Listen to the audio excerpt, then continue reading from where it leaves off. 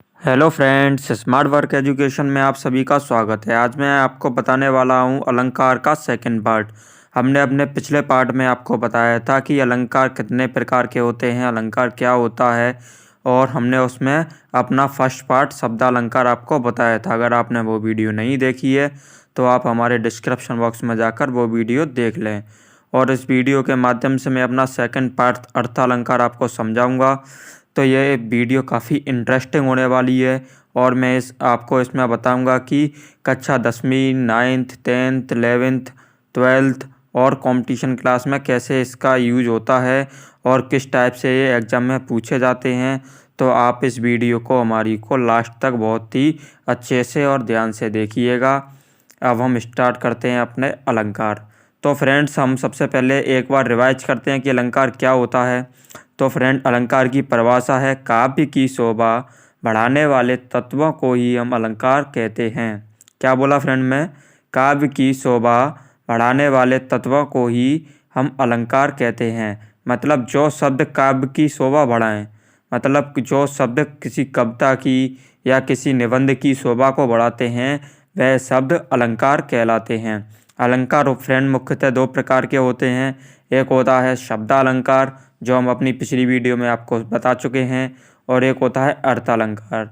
तो हम आज की वीडियो में अर्थालंकार जानेंगे, यह कितने प्रकार के होते हैं वो भी जानेंगे, और सभी को हम बहुत ही विस्तार पूर्वक बताएंगे और आपको कभी भी रटने की ज़रूरत नहीं पड़ेगी। आप हमारी वीडियो को अंत तक देखें। तो अब हम स्टार्ट करते हैं अर्थालंकार।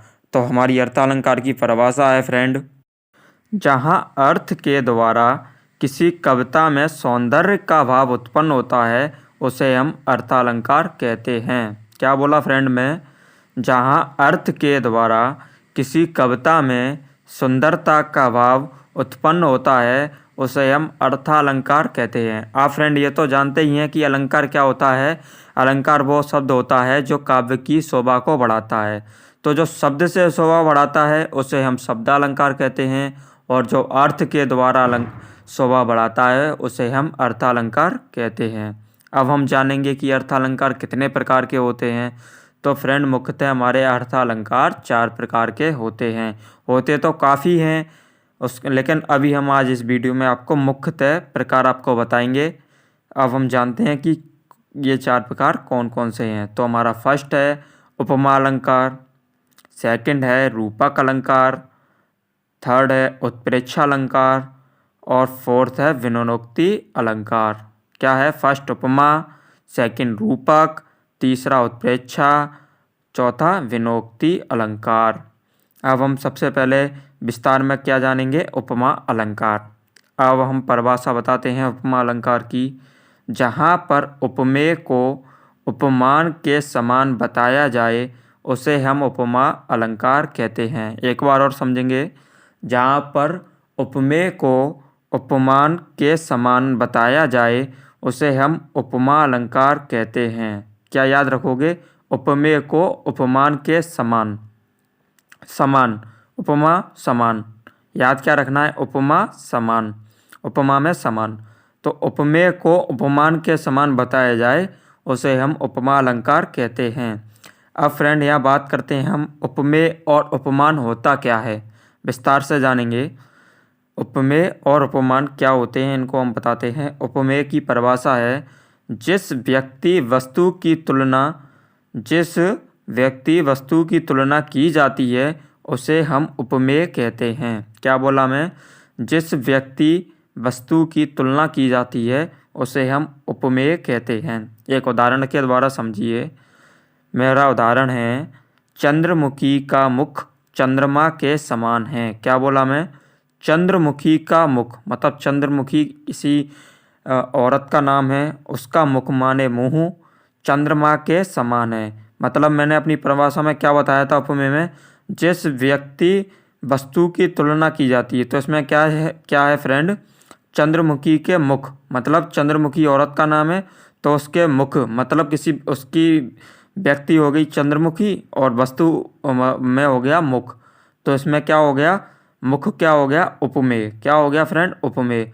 और चंद्रमा के समान, इसको मैं अगले परिभाषा के द्वारा आपको समझाता हूँ, उपमान। उपमान की परिभाषा है उपमेय की तुलना जिससे की जाए, उपमेय की तुलना जिससे की जाए। तो हमारा उदाहरण क्या था, चंद्रमुखी का मुख चंद्रमा के समान है, मतलब चंद्रमुखी का मुख, ये तो हो गया उपमेय। और उपमान क्या है, उपमेय की तुलना जिससे की जाए। तो यहाँ किससे की जा रही है तुलना फ्रेंड, चंद्रमा से। किससे की जा रही है, चंद्रमा से, क्योंकि चंद्रमुखी का मुख चंद्रमा के समान है।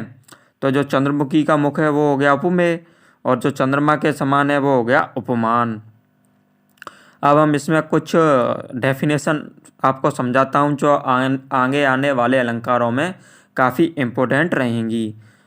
वो है, पहली है वाचक शब्द, कि ये वाचक शब्द होते क्या हैं। क्या फ्रेंड, कि ये वाचक शब्द होते क्या हैं। वाचक शब्द, उपमेय और उपमान की तुलना जिस शब्द के द्वारा की जाए। क्या फ्रेंड, उपमेय और उपमान की तुलना जिस शब्द के द्वारा की जाए उसे हम वाचक शब्द कहते हैं। उदाहरण के द्वारा मैं समझाऊंगा। अभी एक परिभाषा हम और समझते हैं, साधारण धर्म। क्या बोला मैं, साधारण धर्म। इसकी परिभाषा जानेंगे, उपमेय और उपमान की तुलना जिस उद्देश्य से की जाए। उसमें क्या बोले थे हम, वाचक शब्द में उपमेय और उपमान की तुलना जिस शब्द के द्वारा की जाए, और यहाँ क्या बोल रहे हैं, उपमेय और उपमान की तुलना जिस उद्देश्य के साथ की जाए उसे हम साधारण धर्म कहते हैं। जैसे पीपर पात सरिस मन डोला। क्या बोला मैं, पीपर पात सरिस मन डोला। तो मैं इसका हिंदी विच्छेद करता हूँ। पीपर पात हो गया पीपल के पत्ते, सरिस मिस, जैसे कि फ्रेंड उसका जो पत्ते हैं वो आपने देखा होगा, पीपल का पेड़ ही एक ऐसा पेड़ होता है जिसके पत्ते अलग अलग, मतलब ये नहीं कि टहनी के साथ हिलें, उसके पत्ते अलग अलग हिलते हैं। एक पीपल का पेड़ ही ऐसा पेड़ है जिसके पत्ते अलग अलग हिलते हैं। तो सरिस, सरिस मिस हिलना, मन डोला, मन डोला, सरिस के मन, मतलब पत्ते, जो पीपल के पत्ते हैं वो अपने अलग अलग तरीके से हिलते हैं। तो इसमें क्या हो गया, पीपल का पत्ता वो हो गया हमारा उपमान, क्योंकि यहाँ किसी व्यक्ति वस्तु की बात हो रही है, पीपल के पत्ते, तो ये हो गए उपमान। ठीक है फ्रेंड। और जो किसके समान हिलते हैं, मैंने आपको क्या बोला था, उपमेय की तुलना जिससे की जाए उसको बोलते हैं उपमान। तो पीपल के पत्ते किसके समान, मन के समान हिलते हैं, तो यहाँ हो गया उपमान, उपमेय। और जो हमारा वाचक शब्द हो गया, मतलब जिसकी तुलना जिस शब्द के द्वारा की जाए, तो पीपल के पत्ते की तुलना किससे की जा रही है, सरिस से। तो वाचक शब्द हो गए सरिस, और डोला मतलब साधारण धर्म, क्योंकि यहाँ ये उद्देश्य है, डोलना इसका उद्देश्य है। एक फ्रेंड मैं आपको एक ट्रिक और बताता हूँ। इस ट्रिक के माध्यम से अगर आप कभी भी शॉर्ट्स में देखते हैं, अगर आप उपमा अलंकार कभी उसमें आ जाए टिक मार्क क्वेश्चन में 1 नंबर में, तो कैसे पहचानेंगे, जहाँ पर सम सी सरस, क्या बोला फ्रेंड में, सम सी सरिस और सा, सम सी सरिस सा अगर आ जाए तो उसे हम उपमा अलंकार कहते हैं। क्या कहते हैं, उपमा अलंकार कहते हैं। क्या याद रखना है, सम सी सरिस सा, 4 वर्ड, सम सी सरिस सा अगर आ जाएं तो वह उपमा अलंकार होता है। उदाहरण के द्वारा हम समझेंगे, फूल सी एक बाल, फूल सी एक बाल, तो यहाँ क्या आ गया, सी आ गया, तो यह कौन सा हो गया, उपमा अलंकार। दूसरा हम जानेंगे, सुबह की पहली किरण सी तुम हो। क्या, सुबह की पहली किरण सी तुम हो, तो सी आ गया, तो यह क्या हो गया, उपमा अलंकार। एक मैं आपको नोट बताता हूँ, ये नोट है, महाकवि कालिदास को ही उपमा अलंकार का सम्राट कहा जाता है। ये कभी कभी फ्रेंड कॉम्पिटिटिव एग्जाम में और हमारे 10th 12th के 1 नंबर के क्वेश्चन में आ जाता है, तो हम इसको याद रखेंगे, महाकवि कालिदास जी को ही उपमा अलंकार का सम्राट कहा जाता है। अब हमारा जो सेकंड है वो है फ्रेंड हमारा रूपक अलंकार। क्या है फ्रेंड, रूपक अलंकार। इसको हम बहुत अच्छे से बारीकी से जानेंगे। रूपक अलंकार परिभाषा है, जहाँ पर उपमेय और उपमान में कोई भेद ना हो। क्या बोला फ्रेंड में, जहाँ पर उपमेय और उपमान में कोई भेद ना हो उसे हम रूपक अलंकार कहते हैं। क्या कहते हैं, रूपक अलंकार। इसमें क्या बात हो रही है, उपमेय और उपमान के बीच में कोई भेद ना हो, कोई भेद ना हो। और हमारे उपमाएं में क्या था, जहाँ पर उपमेय को उपमान के समान बताया जाए वह होता है उपमा, और जिसमें उपमेय और उपमान का कोई भेद ही ना हो वो होता है रूपक। याद रखेंगे फ्रेंड, जिसमें उपमेय और उपमान की समान बताया जाए उसको हम उपमा, और जिसमें कोई भेद ही ना हो वो होता है रूपक। तो रूपक अलंकार में वाचक शब्द प्रायः नहीं होते हैं। क्या कि जब कोई भेद ही नहीं होगा तो हमारे जो वाचक शब्द होते हैं, जो वाचक शब्द मैंने आपको बताई थी, वाचक शब्द की डेफिनेशन क्या थी, उपमेय और उपमान की तुलना जिस शब्द के द्वारा की जाए उसे हम वाचक शब्द कहते हैं। जब कोई का उपमेय उपमान का कोई भेद ही नहीं होगा तो उसमें रूपक अलंकार में तो वाचक शब्द होंगे ही नहीं। जैसे कि सीता जी का मुख चंद्रमा है, मतलब सीता जी का मुख चंद्रमा है। यहाँ कोई भेद नहीं बता रहा, उपमेय जो सीता जी हैं उसका मुख चंद्रमा है, डायरेक्ट बता दिया, कोई भेद ही नहीं है।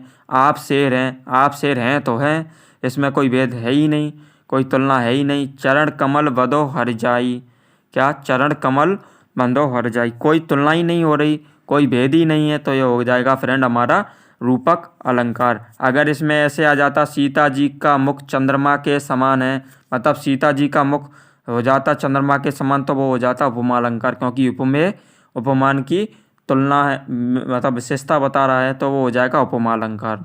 इसमें हम एक नोट बताते हैं आपको, महाकवि तुलसीदास जी को ही रूपक अलंकार का सम्राट कहा जाता है। क्या कहा जाता है फ्रेंड? सम्राट। वहाँ कौन थे फ्रेंड? वहाँ हमारे कालिदास जी थे, उनको उपमा अलंकार का सम्राट कहा जाता है, और यहाँ है तुलसीदास जी, उनको रूपक अलंकार का सम्राट कहा जाता है। उत्प्रेक्षा अलंकार, हम जो तीसरा अलंकार था उसको समझाते हैं। उसकी परिभाषा है उत्प्रेक्षा अलंकार की, जहाँ पर उपमेय में उपमान को संभावना बताई जाए, जहाँ पर उपमेय में उपमान की संभावना बताई जाए उसे हम उत्प्रेक्षा अलंकार कहते हैं। क्या बोल रहा हूँ फ्रेंड मैं? जहाँ पर उपमेय में उपमान की संभावना बताई जाए उसे हम उत्प्रेक्षा अलंकार कहते हैं। तो हमारा क्या था? उपमा अलंकार क्या था? जहाँ पर उपमेय को उपमान के समान बताया जाए वो होता है उपमा अलंकार, और जहाँ पर उपमेय में उपमान का कोई भेद ही ना हो उसे हम बोलते हैं रूपक अलंकार। और उत्प्रेक्षा में होता है जहाँ पर उपमेय में उपमान की संभावना बताई जाए उसे हम बोलते हैं उत्प्रेक्षा अलंकार। ट्रिक याद रखेंगे फ्रेंड, वो ट्रिक हमारी ये है कि इसमें वाचक शब्द हैं जनु, मनु, मानो, जानो, मानहु, जानहु आदि। इस प्रकार के अगर शब्द आते हैं, किस प्रकार के? जनु, मनु, मानो, जानो, मानहु, जानहु आदि इस प्रकार के अगर शब्द आ जाएं तो हम उसको उत्प्रेक्षा अलंकार कहते हैं। याद रखेंगे फ्रेंड। अब हम एक उदाहरण के द्वारा आपको समझाते हैं। उदाहरण है फ्रेंड हमारा, ले चला साथ में तुझको कनक ज्यों विच्छुक लेकर सुरण। ले चला साथ में तुझे कनक ज्यों विच्छुक लेकर सुरण। तो हम इसका हिंदी विच्छेद करेंगे। यहाँ क्या है फ्रेंड? इस उदाहरण में कनक का अर्थ धतूरा है। क्या है? कनक का अर्थ धतूरा है। तो कवि कहता है कि वह धतूरे को ऐसे में ले चला मानो कोई बिच्छू सोने ले जा रहा हो। इसमें जो शब्द का इस्तेमाल हो रहा है एवं कनक उपमेय में स्वर्ण उपमान के होने की कल्पना हो रही है उसे हम उत्प्रेक्षा अलंकार के अंतर्गत कहेंगे। क्या हो रहा है फ्रेंड? जो शब्द का जो इस्तेमाल हो रहा है एवं कनक उपमेय के स्वर्ण उपमान, और स्वर्ण उपमान है, कनक उपमेय है, उसकी तुलना में कल्पना की जा रही हो तो उसे हम बोलेंगे उत्प्रेक्षा अलंकार। हमारा अगला उदाहरण है, सिर फट गया उसका वही मानो अरुण रंग का गड़ा हो। सिर फट गया उसका वही मानो अरुण रंग का गड़ा हो। इसमें सिर की लाल रंग का गड़ा होने की कल्पना हो रही है। क्या हो रही है? इसमें सिर की लाल रंग का गड़ा होने की कल्पना हो रही है। तो इसमें क्या हो जाएगा? सिर उपमेय हो जाएगा, लाल रंग का गड़ा उपमान हो जाएगा।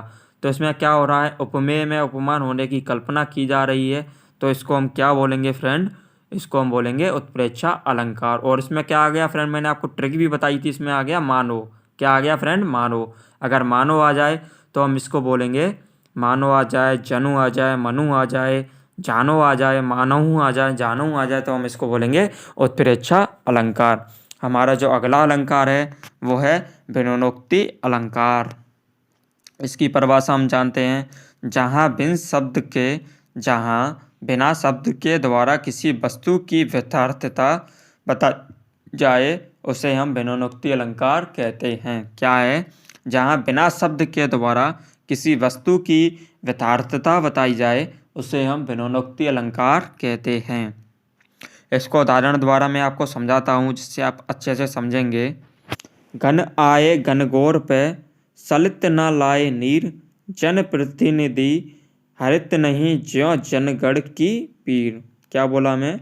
घन आए घनघोर पर सलित न लाए नीर, जन प्रतिनिधि हरित नहीं ज्यों जनगण की पीर। तो यहाँ क्या हो रहा है? बिना शब्द के द्वारा किसी वस्तु की यथार्थता बताई जा रही है। मतलब जो पानी है बिना शब्द के द्वारा, मतलब जन प्रतिनिधि हरित नहीं ज्यों जनगण की पीर। तो बिना शब्द की यथार्थता बताई जा रही हो उसे हम भिन्नोक्ति अलंकार कहते हैं।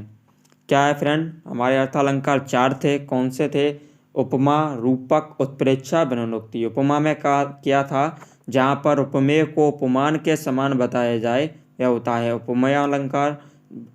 और हमारा जो रूपक अलंकार था वो ये था, इसमें उपमेय और उपमान में कोई भेद ना हो उसे हम रूपक अलंकार कहते हैं। उत्प्रेक्षा में क्या था? जहाँ पर उपमेय में उपमान की संभावना बताई जाए उसे हम उत्प्रेक्षा अलंकार कहते हैं। और भिन्नोक्ति अलंकार में क्या था? जहाँ पर बिन शब्द के द्वारा किसी वस्तु की यथार्थता बताई जाए उसे हम भिन्नोक्ति अलंकार कहते हैं। काफ़ी आसान है फ्रेंड। दोस्त अक्सर फ्रेंड हमारे कहते हैं कि अलंकार काफ़ी कठिन होते हैं, ये समझ नहीं आते हैं। तो बहुत ही आसान तरीके से और बहुत ही आसान परिभाषा के माध्यम से मैंने आपको समझाया है। आप हमारी वीडियो में ऐसे ही बने रहें।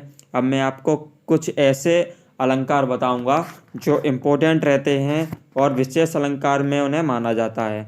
अभी मैं आपको विशेष अलंकार होते बहुत प्रकार के, अभी मैं कुछ 1 या 2 अलंकार आपको बताता हूँ, क्योंकि ये अलंकार काफ़ी होते हैं और इनको बताने में काफ़ी टाइम लगता है।